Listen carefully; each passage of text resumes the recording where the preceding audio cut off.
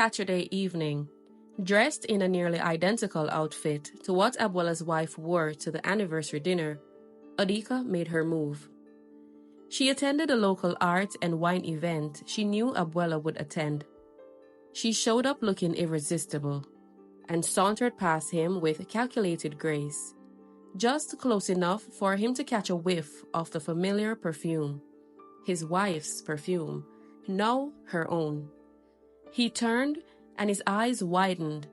He stepped behind her and embraced her gently. "I thought you said you weren't coming," he whispered. When she turned around, his face drained of color. I'm sorry. I thought you were my wife." Odeeka smiled sadly. "And I thought you were my date," she replied, casting her eyes down with just the right amount of drama. "Seems like I got stood up again. So embarrassing." She started to walk away, but Abwela stopped her. "You're already here," he said gently. "You should stay. The event's just starting to warm up." Odeeka hesitated just long enough to appear reluctant, then nodded. Maybe for a little while. They talked more than she expected, and he offered to walk her to her car when the event ended, and she agreed, already scripting the next steps in her head.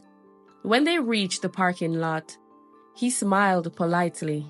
"Well, good luck with your date, if he ever shows." Odeeka returned the smile, hiding her disappointment. She wasn't walking away with him tonight, but she knew one thing with chilling certainty. She was closer than ever. And she wasn't done, not by a long shot. Over the following weeks, she kept appearing at places she knew Abwela would be. She thought if she just kept showing up, something between them would click. Abwela's wife, however, noticed. "That woman you helped with the flat tire. I've seen her 3 times this week. Each time, she's wearing something identical to what I own. Outfits, shoes, you name it," she said, her voice calm but cold. That was when it hit him like a gut punch. It hadn't been a coincidence. Odeeka was following him. And not just him, his wife too. "Are you sure nothing happened between you two?" his wife asked. "Are you crazy?" he snapped back. "I'd never do something like that. You know me." "Yes," she replied, "but still, I have to ask." Days later, he spotted Odeeka's car outside a restaurant where he was meeting a client. Enough was enough. He walked over and tapped on her window.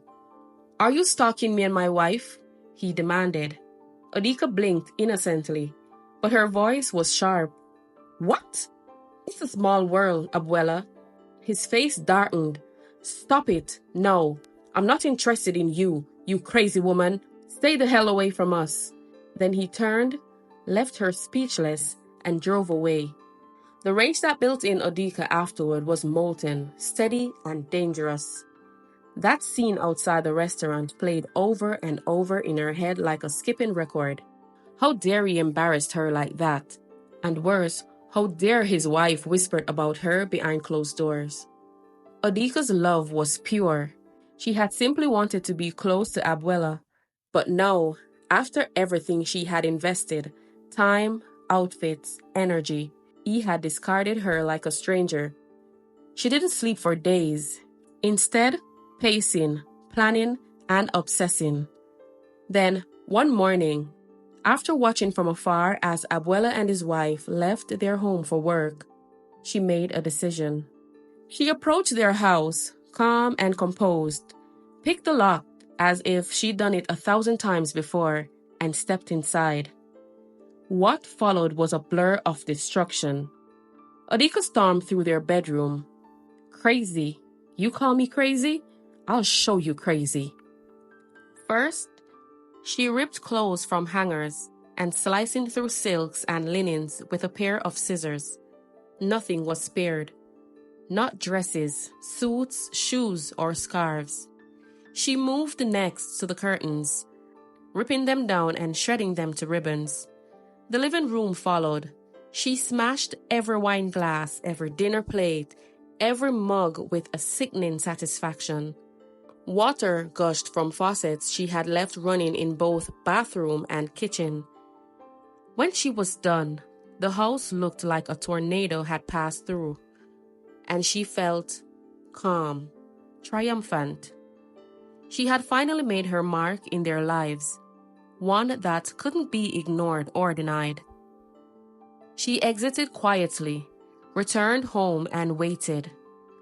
But when a coworker called her a few hours later, in a panic to say the police were looking for her, panic finally cracked her calm. How did they know it was her? She had been so careful. What she didn't know was that Abwela had installed cameras in the house days ago, and she was caught in the act. That evening, her mother also called, her voice brittle and strained. "Your father's been trying to reach you," she said. Odeeka's fingers trembled as she clutched her phone. She had ignored every other call, every message, but her mother's voice still had the power to pierce her fog. Her father wanted to see her to discuss something serious. A few days later, Odeeka decided to meet with her father. She wore dark glasses and kept her hood up, just in case. When she met him, he hugged her tightly, his own face drawn and pale. "Your mother told you about my illness?" he asked. "Yes, she did," she replied flatly. "Is this why I'm here?" "No," he said. "I want you to meet someone." They crossed the room slowly. Odeeka followed, wary. Her father waved to someone at a distant table, and the man stood up. When he turned around, Odeeka froze. Her chest constricted. "You!" he shouted. Odeeka's heart dropped into her stomach. It was Abwela. Her Abwela. The man she had watched, followed, and dreamt about. "Do you know her?" her father asked, confused. "Know her?" Abwela barked. "She's the crazy woman I told you about. The one who's been stalking me and my wife. The one who destroyed our home." "What?" her father gasped. "Don't call me crazy. I'm not crazy," Odeeka shouted. "Well, look what you did to our home. Only a crazy person would do something like that," Abwela responded. "You're sick, and you need to get your head checked."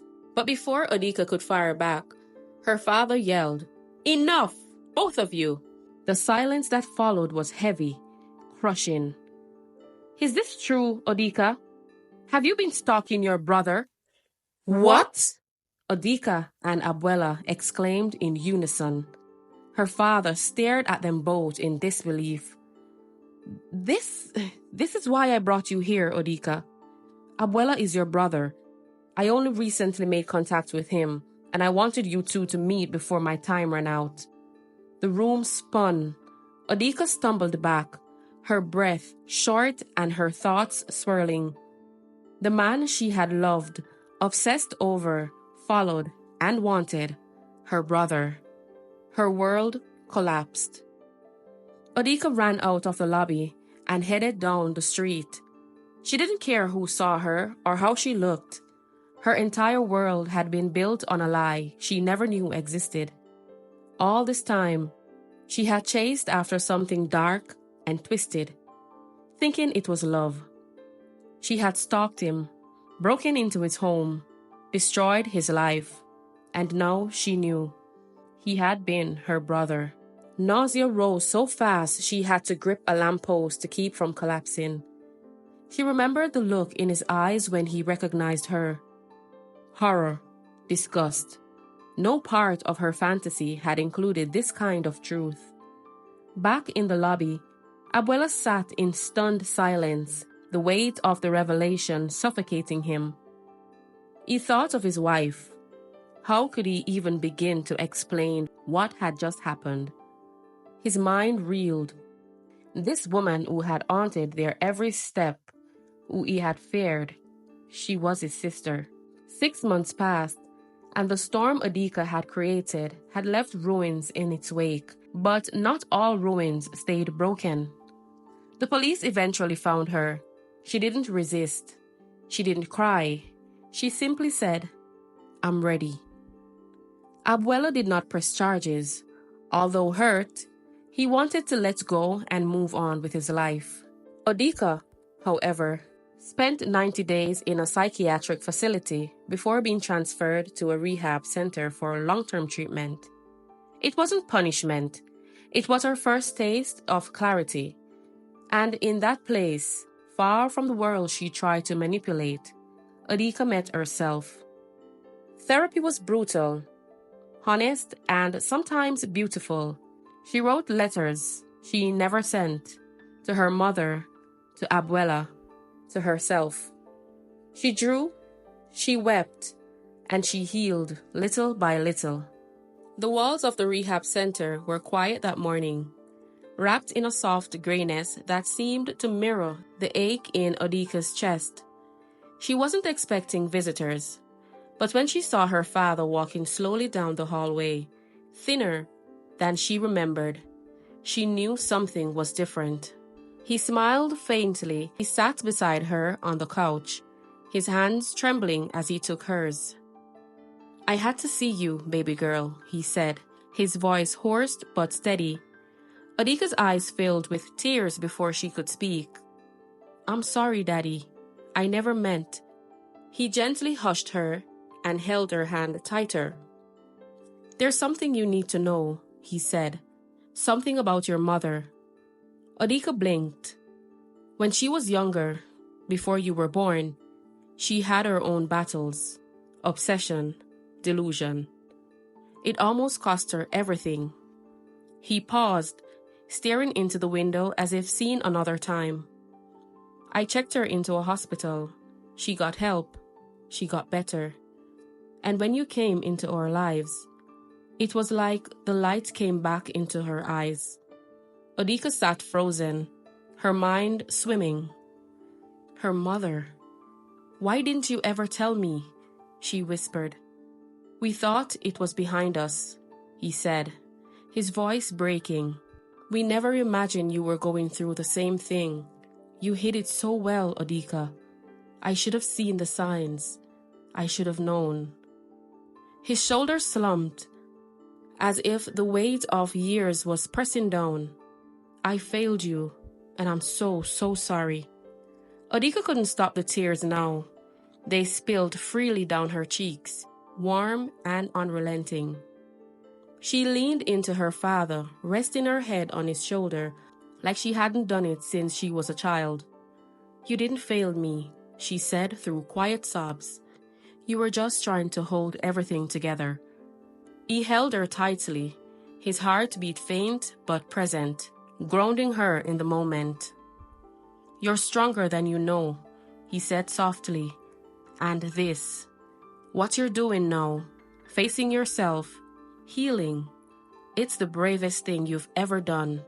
They sat like that for what felt like forever, wrapped in the kind of silence that speaks louder than words. When he finally stood to leave, he kissed her forehead and smiled with tears in his eyes. "No matter what happens, I'm proud of you." Days later, the call came. Her father had passed away peacefully in his sleep. Odeeka sat on the floor of her room, holding the small photo he had given her during that final visit. Her mother, smiling, her father beside her, a baby in their arms, her. For the first time, Odeeka didn't feel broken. She felt human. Wounded, yes, but real. And as she pressed the photo to her chest, she whispered, "Thank you, Daddy. I'll make it. I promise." Odeeka wrote one final letter. This time, she sent it. It reached Abwela on a quiet morning. It didn't ask for forgiveness. It offered it. Not just to him, but to herself. She wrote, "I know what I did can't be undone, but I am not the woman I used to be. I've met the woman I was supposed to be, and she's free now. Not because I escaped consequence, but because I finally faced the truth. Thank you for being the mirror that showed me my distortion. And for the first time in a long time, Abwela wept. Not out of fear, but release. The moral of the story is when we seek validation from others instead of understanding ourselves, we risk losing our identity and hurting those around us. True self-worth comes not from imitation, but from self-awareness and acceptance. The story powerfully illustrates how the absence of personal clarity and emotional healing can lead to dangerous obsession and distorted love. Odeeka's journey is a cautionary tale about the consequences of living through someone else's image, chasing fantasies instead of facing personal truths. It's a reminder that inner emptiness cannot be filled by clinging to others. It must be healed from within. The path to peace begins when we stop running from who we are and start embracing who we can become. Hello again, beautiful people. Thank you so very much for sticking around for part 2 of this amazing tale. I just want to say thank you again to all my amazing subscribers and listeners who followed the story from the beginning to the end. Your support, your feedback, and your time mean everything to me. This story was intense, emotional, and full of twists. Whether you listen from the beginning to the end or just drop in for a moment, thank you for being a part of this experience. More stories are on the way and I cannot wait to share them with you. Stay curious, stay connected, and most of all, stay inspired. See you on the next one. Be blessed. It's the Tales by Shanzay. Every week she uploading, you better subscribe to the page. It's the Tales by Shanzay. She telling stories that are rich. She telling stories that are lit. Tales by Shanzay, the real deal.